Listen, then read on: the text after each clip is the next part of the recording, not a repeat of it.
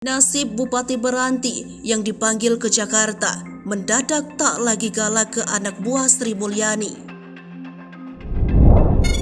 Bupati Kabupaten Meranti Muhammad Adil tidak lagi galak soal dana bagi hasil.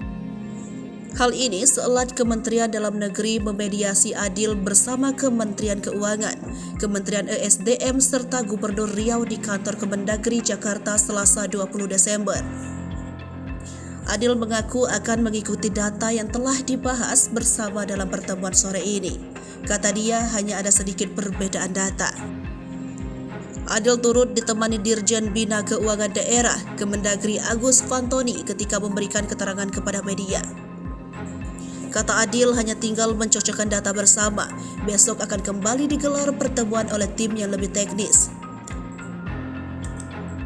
Adil mengatakan data yang ia sebutkan kemarin hanya asumsinya. Hal itu pun sudah terjawab dalam pertemuan hari ini. Sementara itu, Dirjen Bina Keuangan Daerah Agus Fantoni mengatakan suasana pertemuan berlangsung cair dan sudah tidak panas. Kata dia, semua data sudah dibuka bersama-sama. Masalah soal DBH ini pun dianggap telah selesai.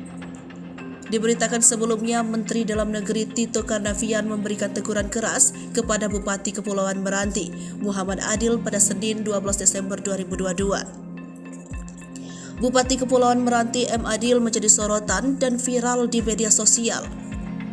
Ia disorot publik setelah menyebut Kementerian Keuangan sebagai iblis dan setan dalam rapat koordinasi nasional optimalisasi pendapat daerah di Pekanbaru Riau pada Kamis 8 Desember 2022. Bahkan bupati ini juga turut mengancam untuk angkat senjata dan bergabung dengan Malaysia jika pemerintah pusat tidak membagi dana bagi hasil minyak bumi secara tidak adil.